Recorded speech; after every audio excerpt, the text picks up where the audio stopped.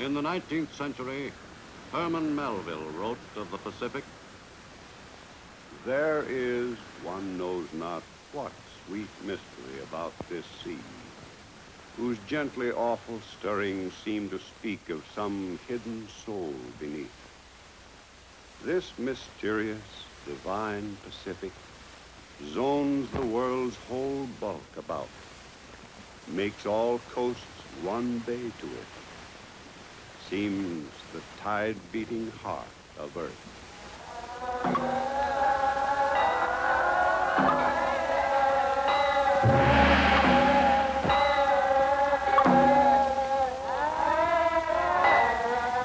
in this 20th century, the world is growing more and more aware of this strategic area, once explored by Magellan and Cook, and immortalized by Stevenson and Conrad.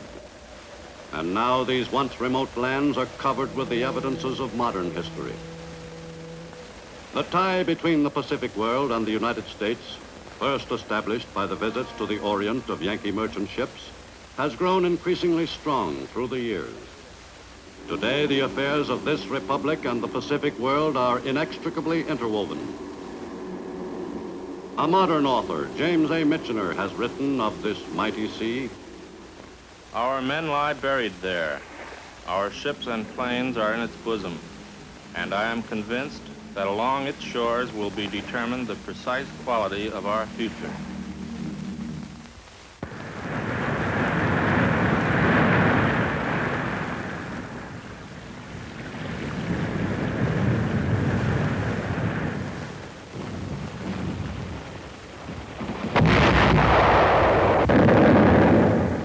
The war which engulfed the Pacific in 1941 marked the beginning of a new era in the history of that part of the earth. Never again could the Pacific Basin remain detached from the forces which were shaping the course of world history. The first truly global war brought to the Pacific the look of destruction and the smell of death, already familiar in other parts of the earth.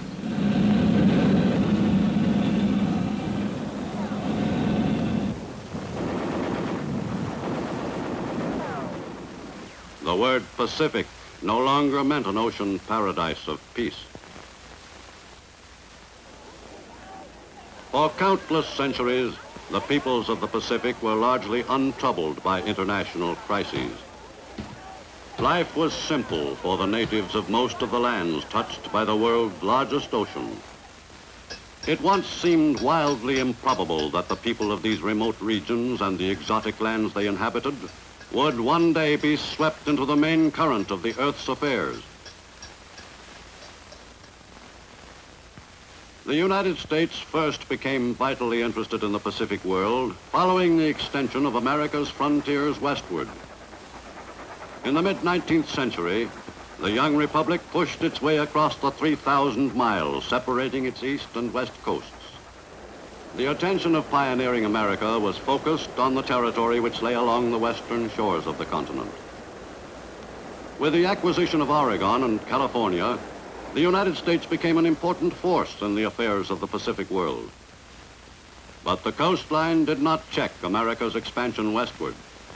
The same spirit which motivated the exploration of the western United States prompted other Americans, men like Secretary of State William H. Seward, to extend the range of American influence into the Pacific Basin itself.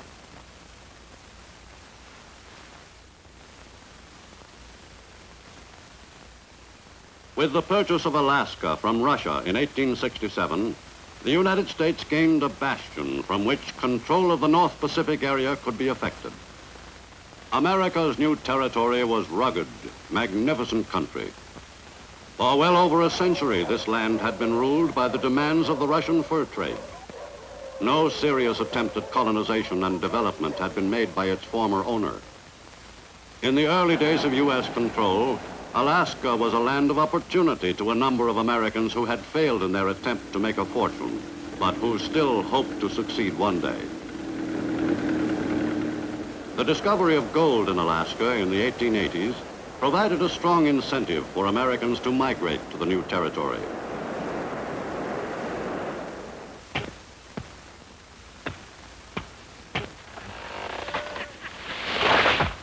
An orderly system of land surveys was inaugurated before the turn of the century, and a succession of homestead laws became effective. But in spite of Alaska's natural advantages, the development of the new territory was a slow process.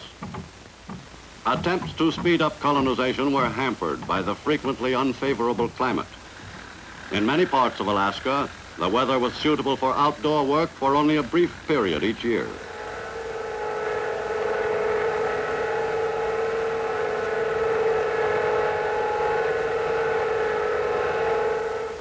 Early in the 20th century, work was begun on the Alaska Railway, which upon completion was to cover 500 miles of territory.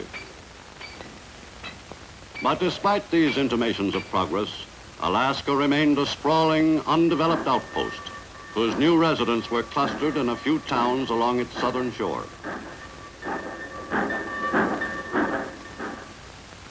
To the south, the Hawaiian Islands became a link in America's Pacific frontier in the closing years of the 19th century. Hawaii lies directly in the path of the trade winds. Its soft, provocative climate helps make it one of the most popular of American possessions. Hawaii today is dotted with evidences of its colorful history. Its discoverer, Britain's Captain James Cook, is commemorated on the island of Hawaii. And the memory of the reign of King Kamehameha I is kept vividly alive throughout the island. This popular monarch, revered by the islanders as the Napoleon of the Pacific, fostered a closer relationship with the United States.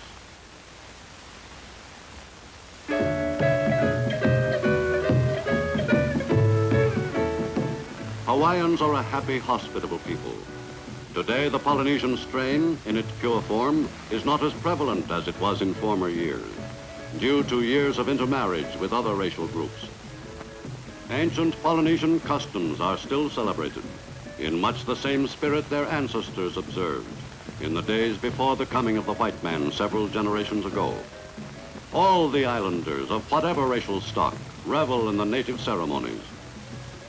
But life in Hawaii also has its modern commercial side. Honolulu, the crossroads of the Pacific, is the business hub of the Hawaiian archipelago. For many years, a few principal industries supported most of the Hawaiian population.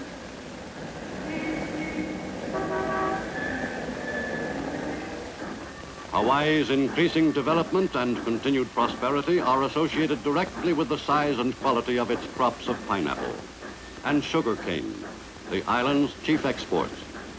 Technical improvements in growing cane and extracting the sugar content have made the Hawaiian industry a more efficient operation than any of its mainland competitors. But Hawaii's principal industry was destined soon to be war work.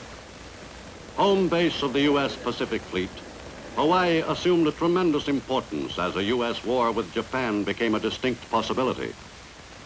Strategically situated almost midway between the American mainland and the home islands of Japan, Hawaii would inevitably be directly concerned if war broke out.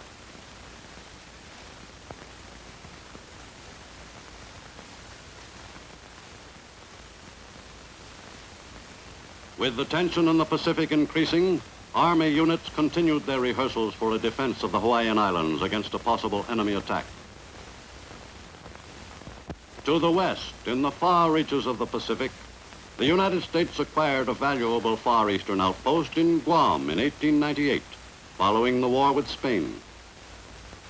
For many years, the new American territory retained its largely primitive complexion. Habits of life passed along from generation to generation were not quickly altered.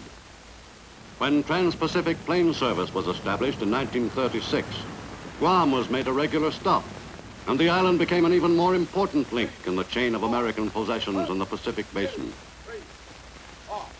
And it was quite apparent that the U.S. recognized its importance. American rule was strict but paternalistic. The governor and his associates were Navy officers appointed to their posts, and the affairs of the island were regulated in precise military fashion. In 40 years, the Guamanian population increased from 9,000 to 22,000, a rise which can be directly attributed to public health measures initiated by the Navy. Guam was predominantly Catholic, like the Philippines, also wrested from Spanish rule by the U.S. at the end of the 19th century. In the Guamanians, the United States had gained an intensely loyal people. Under American rule, the people were classed as nationals, but were not granted the privileges of citizens of the United States. Most Guamanians, whose lives had improved somewhat in recent years, looked hopefully toward the day when they might attain the status of full U.S. citizenship. The U.S. was not the only great power gaining a foothold in the Pacific. In a strategic position in the southwestern region lie two important members of the British Commonwealth of Nations, Australia and New Zealand. These down-under countries have made Great Britain a more active participant in the affairs of the Pacific for the past several generations. The modern cities of the two lands today are inhabited by the descendants of the British settlers who migrated to British Oceania. This thoroughly Occidental society developed and flourished, though it was more than 10,000 miles removed from the mother country, almost halfway around the globe.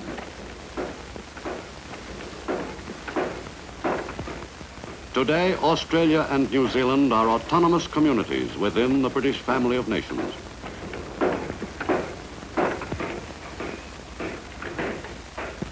An industrious and progressive people, Australians and New Zealanders show an obvious pride in the steady growth of their countries.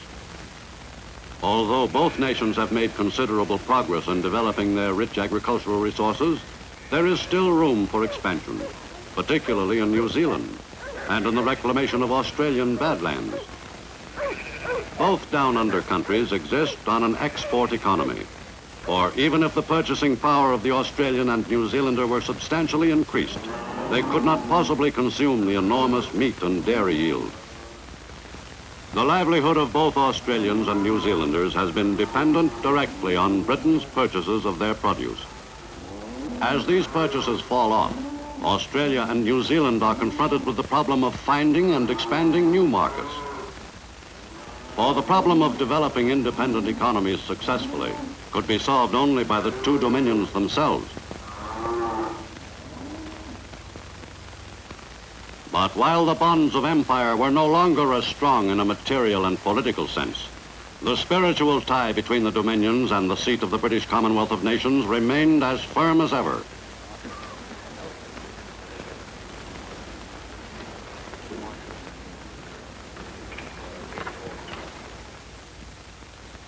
For centuries, the countries of Southeast Asia have constituted a potential trouble spot in the Pacific world.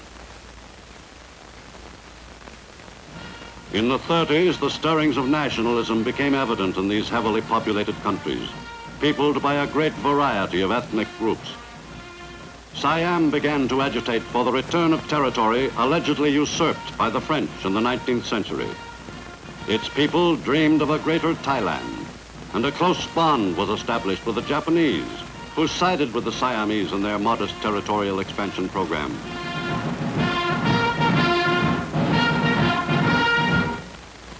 Hub of the Oriental world for thousands of years, China held a dominant position in the Pacific Basin throughout most of the 19th century. China's principal point of contact with the outside world for almost 100 years was Shanghai, where British business interests first established a foothold. The economic life of all of China was related directly to the business affairs of China's large coastal population centers.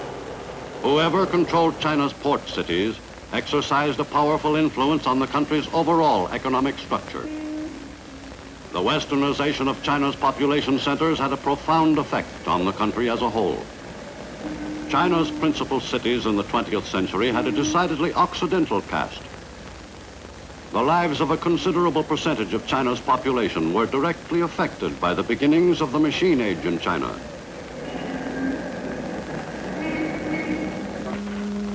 One of the most important aspects of China's modernization was the introduction of progressive methods in the manufacture of textiles. But modern methods prevailed only in a few major cities. Throughout most of China, traditional procedures were still followed. For even in the 20th century, China remained thoroughly Oriental in the conduct of its affairs. Many Chinese merchants still transacted their business chiefly in the local tea house. All classes of Chinese men enjoyed the luxury of spending a few hours at the tea house, where the patrons discussed all their problems, social as well as business, with anyone who cared to listen. Through the years, the local tea house became an informal extension of the magistrate's court.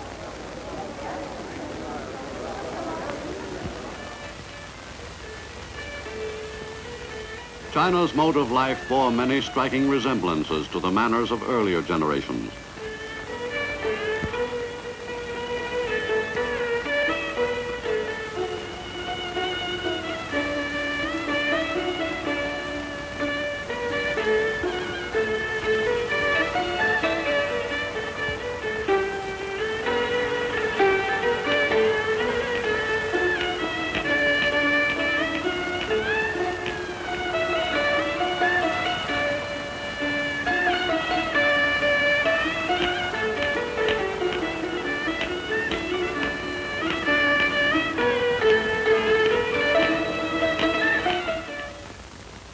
China's fortunes took an abrupt turn in 1911 when the Chinese Empire was overthrown by supporters of Dr. Sun Yat-sen, on whose political principles the young republic was founded.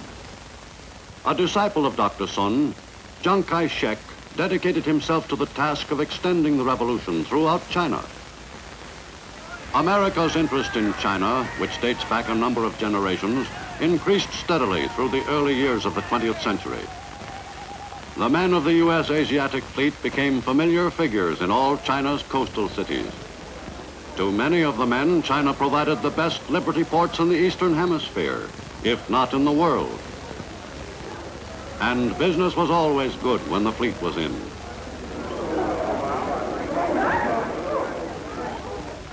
The regular visits of U.S. warships were made chiefly for diplomatic reasons. The appearance of a cruiser like the Augusta, even on a friendly call, could hardly fail to leave a vivid impression of U.S. military capabilities. But there were other visitors in China's harbors. Japanese warships, ignoring diplomacy, simply occupied China's key ports. For the center of influence in the Orient was shifting to the north and east. Japan was taking a more and more active part in Far Eastern affairs. The rise of the Japanese nation as a world power was closely linked with the religious convictions of its people. For the Japanese believed that they were ordained by the gods to grow sufficiently strong to rule the earth one day. Much of the ritual was dedicated by the Japanese Shinto priests to the interests of the imperial government. In these ceremonies, the people celebrated their national unity, their patriotism, their prosperity, the seasons of the year, the abundance of their crops, and any other aspects of their national life which seemed fitting. The principal aims of the state Shinto cult were to obtain support for the state, effect national solidarity, and create strength in critical periods.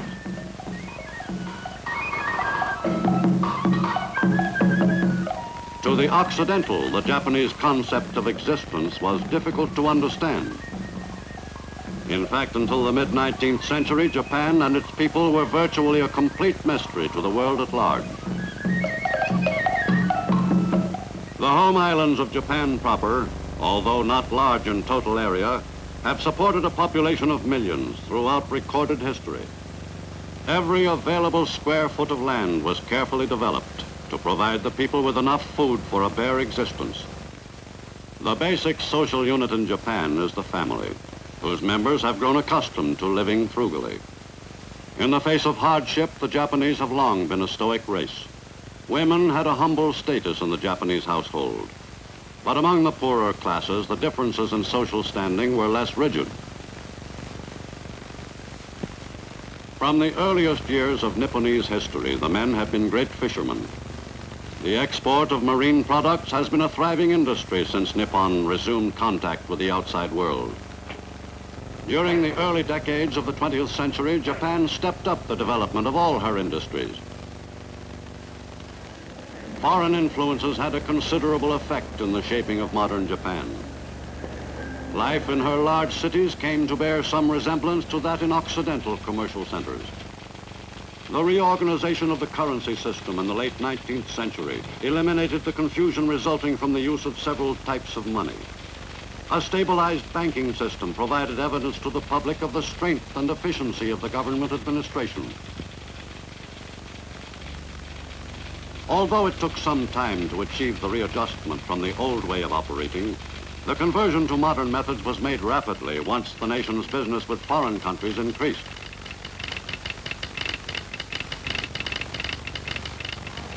The telephone, introduced in Japan in 1877, helped materially in bringing the country back into the orbit of world affairs. With their typical enthusiasm for anything new, the people soon became addicted to the use of the mystifying gadget. Once begun, the westernization of the home islands of Japan quickly gained momentum. As soon as they had become aware of what life was like outside their country, the Japanese addressed themselves to the task of imitating that life wherever possible. Once completely secluded, the Japanese now seemed obsessed with the desire to prove themselves as progressive as any people, any place in the world.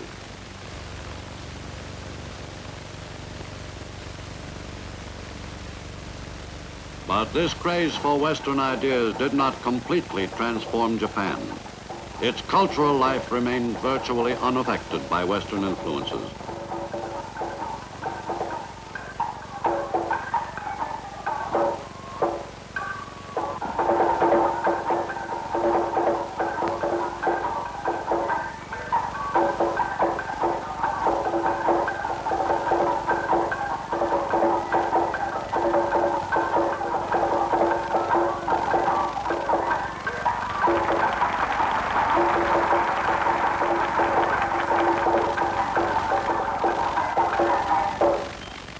In the Western world's 20th century after Christ, Japan stood at the threshold of a new era. The cult of emperor worship was appropriated by a small but powerful militarist clique, which adopted the doctrine of extending Japan's borders by force if necessary.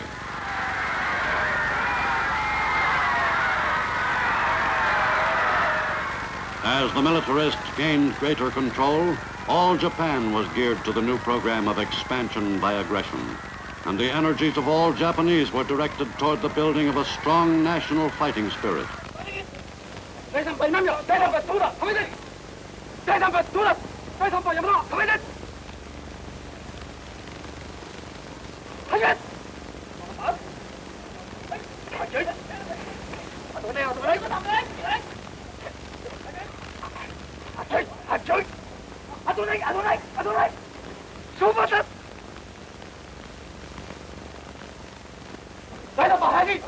But the development of the fighting spirit was not limited to adults. Japanese children were carefully indoctrinated in the glories of war. The code of Bushido, the way of the warrior, was eagerly instilled in Japanese who were still muppets. Active military training began at the age of 6. From the beginning, the children were taught that it was an honor to die for the emperor, that they must become the equal in fighting ability of 3 soldiers of any other nation. Military training of grade schoolboys was a required part of their education. No doubt was left in the mind of any young boy that he was destined to fight and die for his country.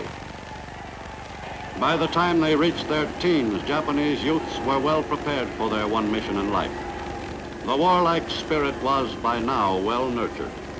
At every side, the young soldiers were acclaimed as divinely inspired warriors. As the recruits approached young manhood, their training was intensified. Every technique of modern warfare was drilled into the young soldiers. For accomplishment in the use of the newest weapons was vital if the enemies of the emperor were to be annihilated.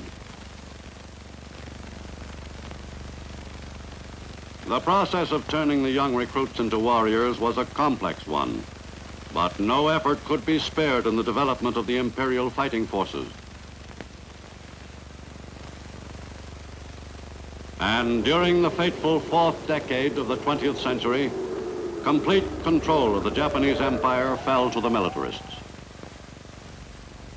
General Hideki Tojo And Yosuke Matsuoka gave impetus to a movement which was geared to one course of action. Barely 6 weeks after Tojo became premier, the Pacific world was plunged into a cataclysmic war.